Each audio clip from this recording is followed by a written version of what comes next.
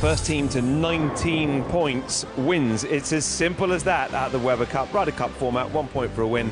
And so far, Europe are in the lead, and a pretty comprehensive lead as well, 12 points to 7. But Kyle Chuk with a brilliant victory in that last game over Martin Larsson. Okay, time for our penultimate game of the evening. Back to your commentators, Cass Edwards and Wayne Boyce. Well, Kyle Chuk in that last singles, stopping a run of 3 successive European victories, bringing us back to 12-7. It was a first singles win for one of the American rookies, and Cass, can Marshall Kent make it his first singles win as well? But he's going to be up against it against Stuart Williams, who's already beaten him twice here. Yeah, absolutely. The last one was a 260-220 defeat for him. He certainly needs to get things going, and unfortunately, as we've been seeing in the tournament so far with the scoring method, a 220 or a 230 is certainly nowhere near a guaranteed win. No, he shot 244 actually in the first session defeat to Stu Williams. He hit 8 strikes, 278, 244. He's averaging 73.33. Now scored 259.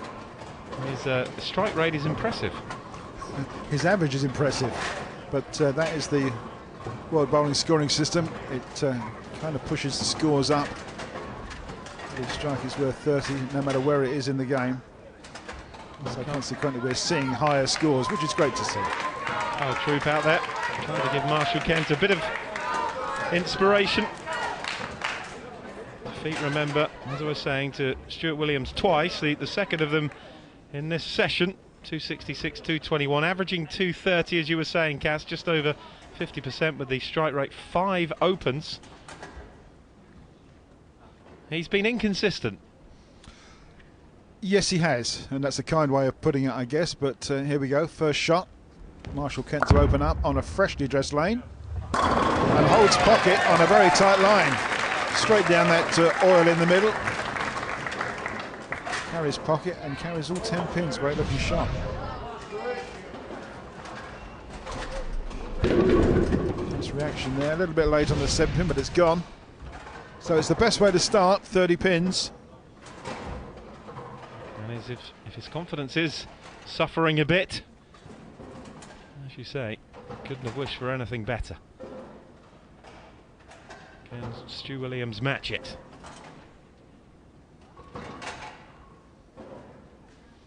Yeah, Stuart's a bit of a seasoned veteran of the Weber Cup. Great shot. He too has flushed the pocket with a great looking strike, so all square after one. Playing the 6th Weber Cup.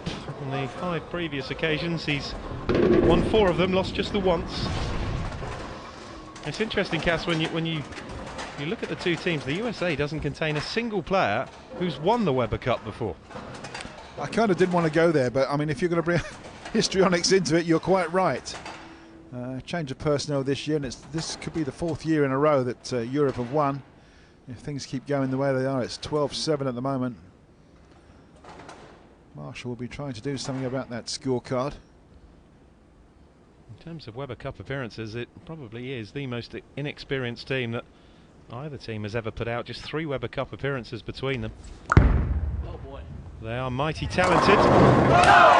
And it's 2 in a row, and a huge sigh of relief for Marshall Kent. But we've seen this before from him, Cass, and then it suddenly goes wrong. This was a pretty bad shock because it was all wrong off his hand and off his fingers. It hit the outside boards and came back, but look, it hit thin and span everything around.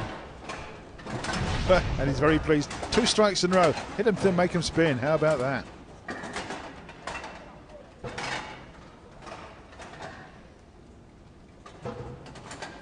PBA Viper Open winner in Las Vegas 2011-12. Stuart Williams needing to match Kent with a double of his own, and he does. Well, this is high quality bowling at the Weber Cup at Event City in Manchester. Perfect through 2 frames, both players. Well, we certainly have seen high scoring tournament games here in the tournament. Certainly is high quality. And these two are just showing the way it's done. 2 strikes apiece, both looking sort of pretty much locked up. Kent had a rather fortunate one last time, but he will now want to bury a really good one in the pocket just to make it 3 in a row. Takes a quick re-rack of the pins, wipes the oil off of his bowling ball, off the track. Last year, remember, session 3 was a disaster for the USA. They were beaten 5-1, which saw Europe take a 14-4 lead into the final day. It's 3-2 as it stands in this session at the moment.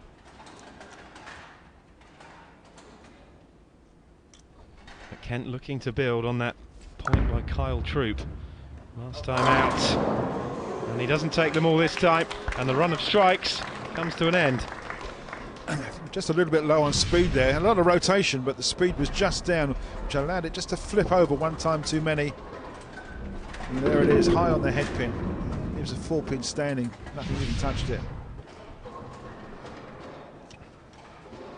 So it can only be a spare, which will be 19 pins.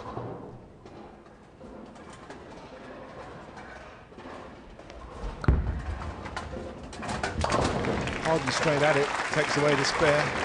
Takes the score to 79 in the third. Chance for Williams here. Just edge in front. Maybe he can take all 10. He was an England Crown Green Bowls Junior champion, aged 14. I didn't know that. Man from Ellesmere Port, near to Liverpool, so he's local-ish, even though at the moment he's now permanently in Phoenix, Arizona, with his American wife Tina. It's a great shot again. It's 3 in a row.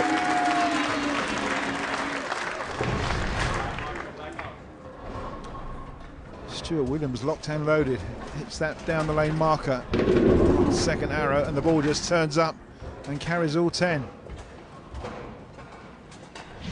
Oh, very little body reaction or body English. Work to do now for Kent, working on a spare.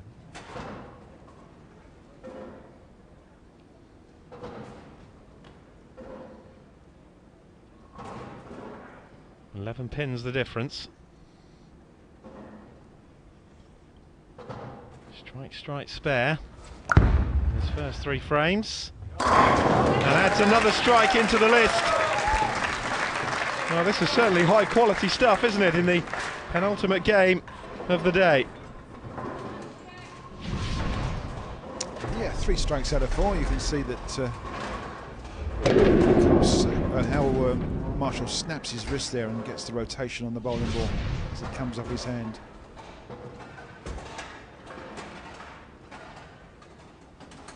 But this is the man that's hot at the very moment. Stuart Williams, the European team player, working on 3 strikes.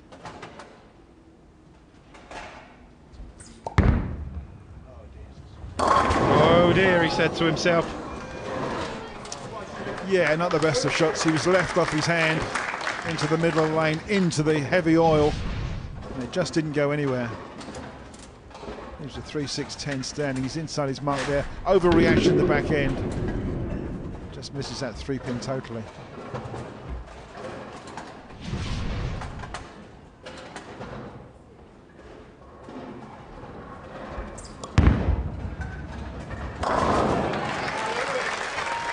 Takes the spare. Goes through the 100 barrier. Stuart Williams was cashed in 6 out of 10 PBA events in 2016, which is earned him just under $17,000.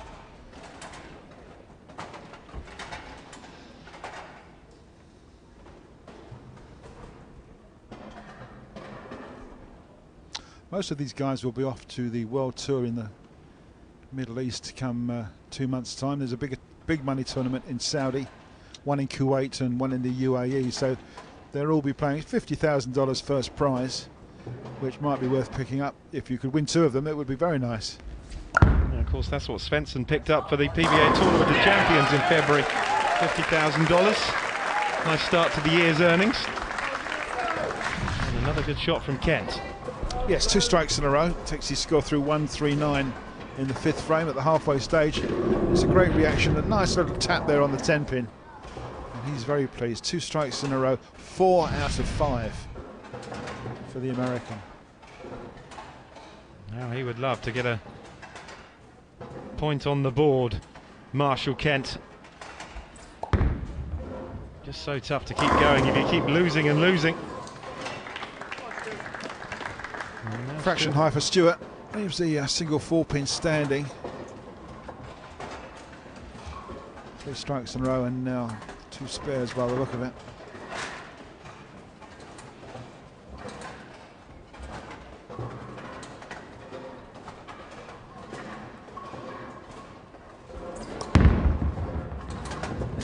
Takes away the spare, Williams.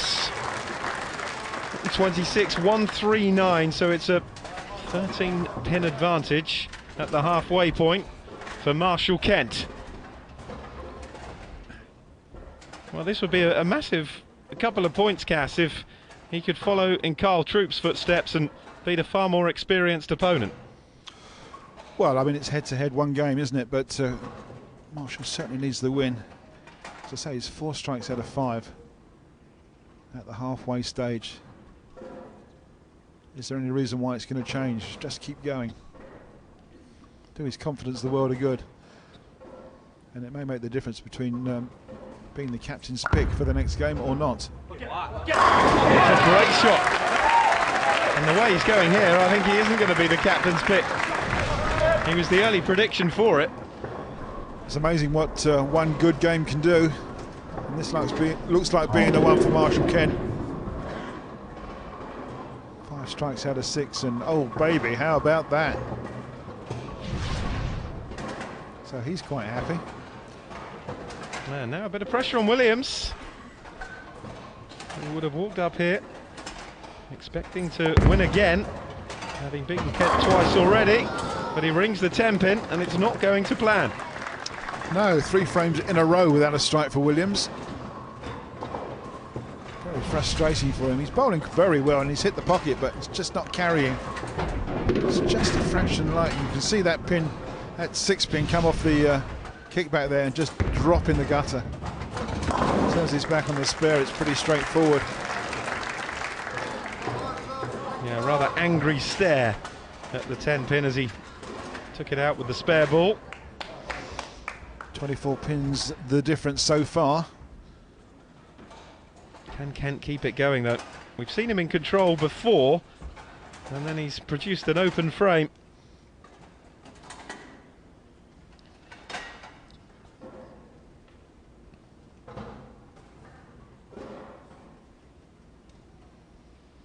So working on 4 in a row here, Kent.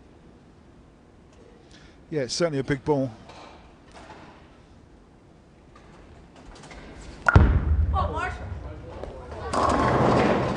Heavy through the head pin, that one.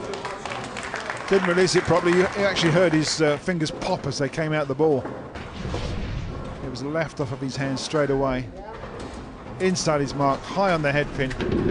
Doesn't even hit the 3-pin, so he's got the 3 and the 6 standing. It's a straightforward spare, but he was on a roll for strikes. And this can add, with a spare, can only be an extra 18 pins.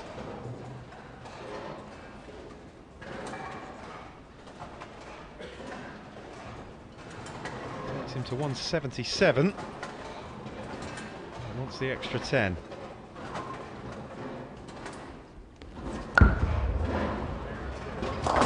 Stays clean. 187 for Marshall Kent. It's a 42-pin advantage. A strike here though for Williams. Reduce it to 12. Yes, if Williams is going to win this game, you kind of think he needs strike in the 7th frame.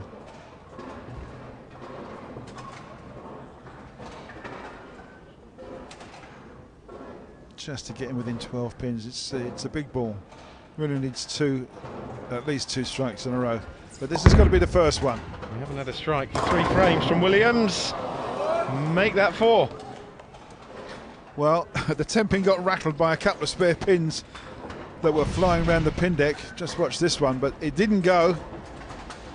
Yeah, it's just a little bit too wide, I'm afraid, and that's why that 10-pin's there. See, that pin just lays and dies in the gutter, doesn't it?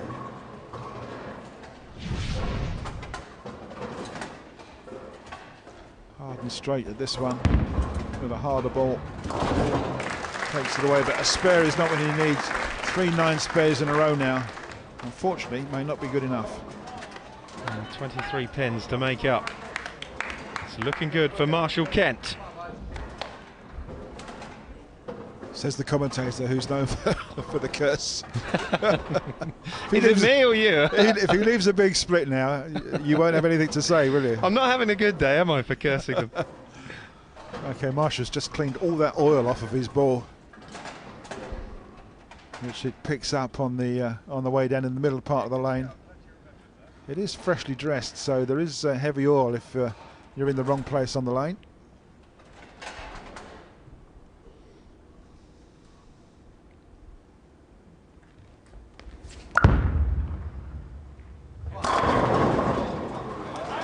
Oh, the messenger rolling across, but didn't quite make it. Nothing for 9.5, I'm afraid. There's a messenger coming across, which we thought may take the 10 pin out. Light in the pocket. Here comes the messenger. Will it go? No, it won't. Not enough velocity. And the pin setter's coming down, and it's got it. So no chance of a strike. It's a 10 pin spare though.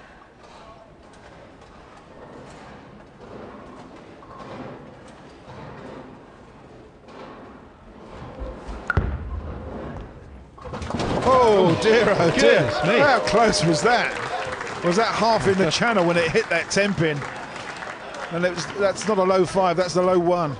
Crikey, that was unbelievable. Just watch this one, heading for the channel. It's in the channel, is it? It's just got it. Well, dare I say it, we have seen 1 or 2 rookie errors from Marshall Kent, and that was almost another one. A change of fortune, perhaps. Crikey, a man so pleased. He goes through the 200 mark to start with in frame 8. Williams really needs a strike now just to get back in there. Come on. And he gets it. Great looking shot in the 8th frame. 30 pins for the Williams. Beef stew at his best. That's back in the balance again here, isn't it? 206, 194 with 2 frames to go.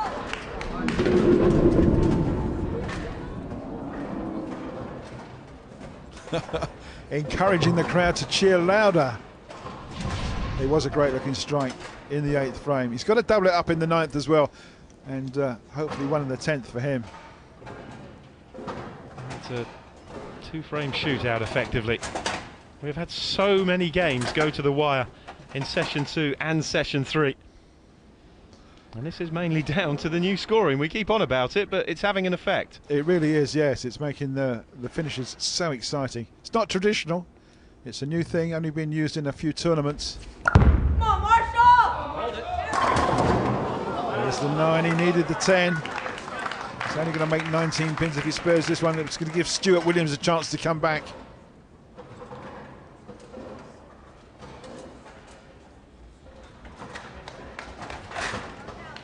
Well, he was in control of this with 5 strikes from the opening 6 frames. Yeah, but he's just gone 3 frames in a row without a strike, and Stu Williams looks as though he could well be on his way back. There you see the oil on Marshall's ball around the track. It's really, really heavy. This needs to be a spare, which he takes away nicely. He takes the score to 225. Yeah, not quite the heart-in-mouth moment that he gave himself in the previous frame. Strike for Williams here will be 224, and it will be a 1-pin game going into the 10th. Well, he's taken his time. It's a big ball, this. Well, this could be the ball that might lose him the game if he doesn't strike. Tension on everybody's face. But a man that knows pressure and has come through it before in 10th frame finishes.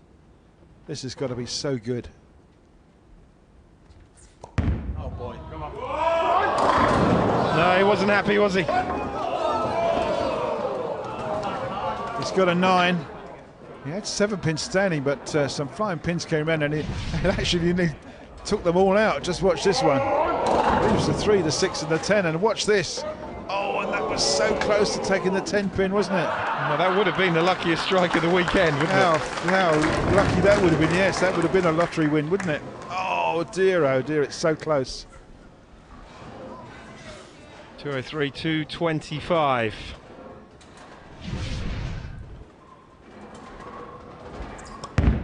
Needs the 10 and gets them. 213. But Marshall Kent knows. Well, he's just got to keep the ball on the lane, keep it in play. Do not have an open frame.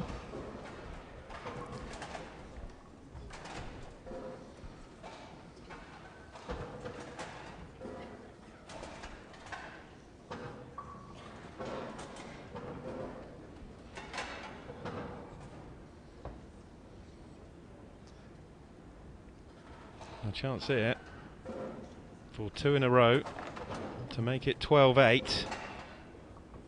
And they're getting stuck on 12 as they did on 9 in the previous session. I think psychologically, Cash, they'd love to get to 13. Marshall needs anything except a 6 or a 7 count on the first ball. Come on, Marshall! And that will do nicely. Well, that is massive. It's another point, and it's 2 in a row for the USA. The 2 rookies up and running in quick succession. Carl Troop beating Martin Larsson, and now Marshall Kent has his first victory in the singles. And the lead is back down to 4.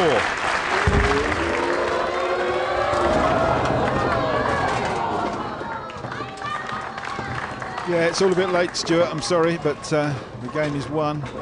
And it was down to 4 strikes for Williams. Well, he won the first 2 against Marshall Kent this weekend, but it shows at this level just how difficult it is, isn't it, to win 3 times in a row against opponents of this calibre.